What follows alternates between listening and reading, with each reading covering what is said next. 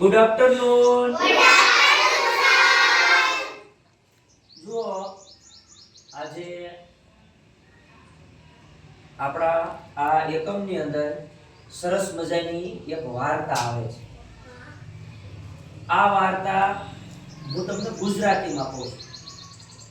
કઈ ભાષામાં કહું છું? વાર્તા આપણે અંગ્રેજીમાં છે, પણ પહેલા આપણે ગુજરાતીમાં સાંભળીએ અને પછી છે એ આપણે અંગ્રેજીમાં વાર્તાનું રીડિંગ વાંચશું. આપણે પછી એનું રીડિંગ કરશું. સાંભળ્યું છે બધાએ? હા.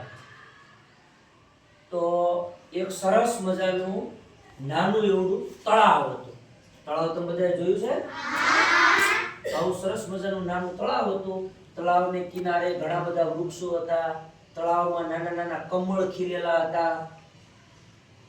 ગુલાબી રંગનું કમળ જોયું છે? ઘણા બધા કમળ એની અંદર ખીલેલા હતા. તળાવની અંદર ઘણી બધી નાની નાની માછલીઓ રહેતી હતી.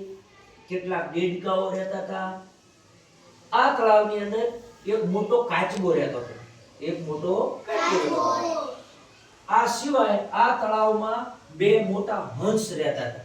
બે મોટા હંસ તમે જોયા છે? સફેદ પાંખોવાળા મોટા ટીવીમાં જોયા હોય. જોયા ને? તો આવા સરસ મજાના બે હંસ પાણીમાં એ આખો દિવસ કરે અને છે એમાં એના જીવાત છે અંદરથી તળાવમાં કાઢી કાઢીને ખાય. નાની માછલીઓ ખાય અને એ કાચબો પણ એની અંદર રહે. દેડકા રહે, માછલીઓ બધાય છે તળાવની અંદર રહેતા હતા. હવે આ બે હંસ રહ્યા ને, એ બે હંસ છે સરસ મજાના બે સાથે જોયા આખો દિવસ. અને આ બે હંસ છે ને એનો ભાઈબંધ કાચબો બની ગયો. કોણ એનો મિત્ર બની ગયો? કાચબો. તો કાચબો છે ને એ તો આખો દિવસ છે એ પાણીમાં થોડીક વાર આમ તેમ ફરે ને પાછો હંસ આગળ આવે ને પાછો વાતું કરે. અને કાચબો છે ને એ વાતુડિયો હતો. કેવો હતો? વાતુડિયો. લપલપ્યો હતો. આખો દિવસ મોઢું એનું બંધ જ ન રહે. કાંઈક ને કાંઈક વાત આમાં મામા મામા મામા ચાલુ જ હોય. માછલીઓ મળે તો એની હારે વાતું કરે, દેડકા મળે તો એની હારે વાતું કરે, હંસ ભેગા થાય તો એની હારે વાતું કરે.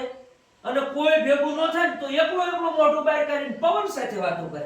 કોની સાથે વાતું કરે? પવન સાથે. એવો વાતુડિયો એકલો કંઈક ને કંઈક બોલતો હોય. એટલે આખો દિવસ લપ એટલે કે બોલ જ કરે અને નકરી વાતું જ કરે. અને થોડીક વાર એની પાસે રહે ને તો બીજા બધા કંટાળ જાય. આ તો લપલપ્યો કાચબો છે. આખો દિવસ એનું મોઢું બંધ રહેતું નકરી વાતું જ કરે. હવે બીજું એવું કે ધીમે ધીમે ઉનાળાની ઋતુ આવી. એટલે તડકો વધારે પડવા માંડ્યો. તડકો વધારે થયો એટલે ધીમે તળાવ સુકાવા માંડ્યું. તડકાની ઋતુ આવે એટલે નદી, નાના તળાવ આ બધા પાણી સુકાઈ જાય. ખબર છે ને તમે બધાને? તો ધીમે પાણી સુકાવા માંડ્યું. થોડુંક પાણી રહ્યું એટલે એક દિવસ આ હંસ બે હતા ને એમાં એક હંસે બીજા હંસને કીધું, ઈ કે જો આ પાણી ધીમે સુકાવા માંડ્યું છે, થોડાક દિવસ થશે એટલે આખું તળાવ સુકાઈ જશે. તો હવે આપણને અહીંયા ખોરાક મળશે નહીં. તો આપણે એમ કરીએ ઉડી અને બીજા તળાવ, મોટું તળાવ હોય જેમાં પાણી જાજુ હોય ત્યાં જતા રહીએ. આમ બે હંસે વાતો કરતા હતા. તો ઓલો કાચબો આ વાતો સાંભળી ગયો. એ બાજુમાં એમ કે હું પણ તમારો મિત્ર છું. તમારે તો પાખો છે. તમારે શું છે? પાખો. તમે તો પાખો ફફડાવી અને ઉડી અને મોટા તળાવમાં જતા રહેશો. પણ મારું શું થાય છે? મારે પાખો છે નહીં. હું કાઈ પાખો વગર બીજા તળાવમાં પહોંચી શકું? તો તમે પાખો છે જતા રહેશો. પણ હું શું કરીશ? તમે મને કહો મારે હવે શું કરવું જોઈએ? તમે મારા મિત્ર છો, તમારે મને મદદ કરવી જોઈએ.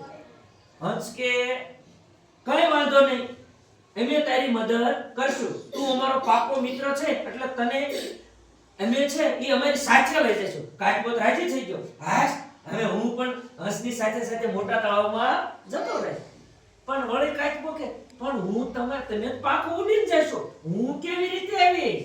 એટલે હંસ કે ઈ તારે ચિંતા કરવાની જરૂર નથી, પણ તારે અમને એક વચન આપવાનું છે. શું આપવાનું છે? વચન.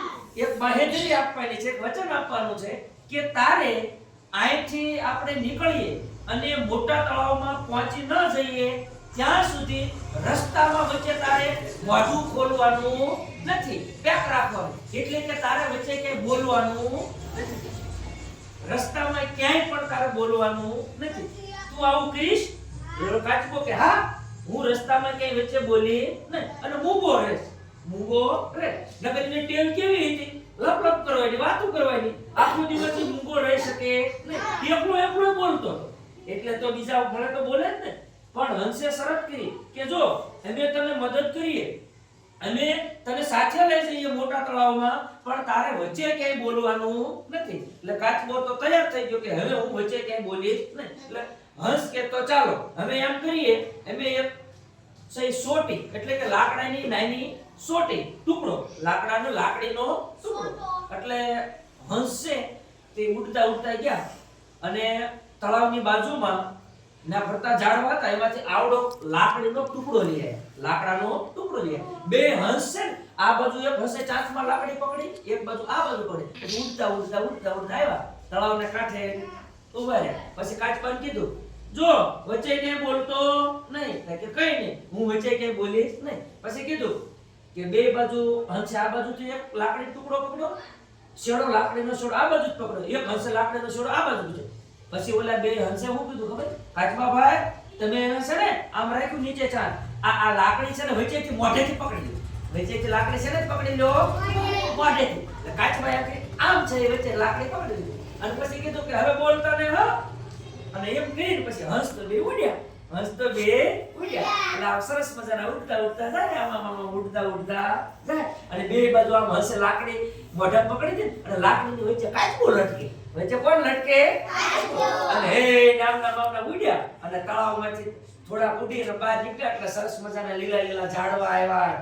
હંસ તો આમાં નજર કરતા જાય અને મોટું તળાવની શોધ કરતા જાય, આમ જોતા જાય જ્યાં મોટું તળાવ આવે ત્યાં આપણે ઉતરી જઈશું. એટલે આમાં પછી જંગલ આવ્યા, નાના નાના ટેકરા આવ્યા, ડુંગરા આવ્યા. હે નામના બામના ઉડતા જાય, કાચબો વચ્ચે લટકેલો. હવે આમ કરતા કરતા થોડેક આગળ ગયા ને, ત્યાં આમ પસાર થતા હતા બે હંસ. ત્યાં નીચે એક ગામડું આવ્યું. નીચે શું આવ્યું? ગામ. અત્યારે આપણે બાબરકોટ ગામ છે ને, આવી રીતે ત્યાં પણ ઈ જતા હતા રસ્તામાં નીચે એક ગામ આવ્યું. હવે હંસ તો થોડાક જ હતા. એટલે ગામ આવ્યું ને, ગામમાં કેટલાક છોકરાઓ તમારા જેવા નિશાળમાં તમે બધા કેટલા રમતા હોય, એવા કેટલા ગામના પાદરમાં ઘણા બધા છોકરાઓ તમારા જેવા રમતા. એમાં એક છોકરો ભણતો, એ જોવો તો આમ જોયું, આ બધાએ જોયું. એટલે હા કે જો બે હંસ ઉડતા ઉડતા જાય છે અને વચ્ચે છે કાચબો લટકે છે. વચ્ચે કોણ લટકે છે? કાચબો. આહા જો કે વચ્ચે બધા છોકરા કે હા વચ્ચે કાચબો લટકે, આહા વચ્ચે કાચબો. તો ગામના કેટલાય માણસો ભેગા થઈ ગયા પાદરમાં, છોકરા માણસો બધા છે. ઈ કાચબાને લટકતો જોઈને બધા છે એને મજા આવી ગઈ અને બધા બોલો બેટા આમ જો કાચબો લટકે, એ જોવો જોવો બે હંસ જાય છે, લાકડી હારે છે, કાચબો લપડે છે, કાચબો લટકે છે. અને બધા છોકરા દેખાડો કરવા માંડ્યા, જો જાય એમ દેખાડો કરવા માંડ્યા. એમાં આટલો બધો અવાજ જો ને, એટલે ઓલો કાચબો વિચારતો હતો કે આટલો બધો અવાજ શીનો થયો હોય છે, આટલો બધો અવાજ. એને કીધું હતું કે રસ્તામાં તારે બોલવાનું નહીં, પણ આ બહુ સાજો દેખાડો છો ને કાચબાને કાને સંભળાણો. એટલે કાચબો તો આમ લટકતો હતો, આમ અધર લટકતો હોય એટલે એને કઈ દેખાય નહીં નીચે શું છે. એને અવાજ સાંભળ્યો. શું સાંભળ્યું? અવાજ. એટલે કાચબો હળવે દઈને આમ જો ભૂલી ગયો અને શું હસને કે ખબર છે, આટલો બધો અવાજ શાનો હશે એમ કે બોલ્યો એટલે લાકડી બોલ્યો. પછી લાકડી રે મોઢામાં અને બોલ્યો એટલે મોઢું પોળું છું અને પોળું છું એટલે લાકડી છૂટી ગઈ અને કાચબો ધમાલ દઈને નીચે પડ્યો અને ફોદે નીકળી ગયા. હું નીકળી ગયા અને છોકરા બધા દોડા કે કાચબો પડ્યો. કાચબાના રામ રમી ગયા. તો આ હતો સરસ મજાનો આપણે વાર્તાનું નામ હતું લપલપ્યો કાચબો. વાર્તાનું નામ શું હતું? તો આ વાર્તાનું છે હવે આપણે રીડિંગ કરીશું.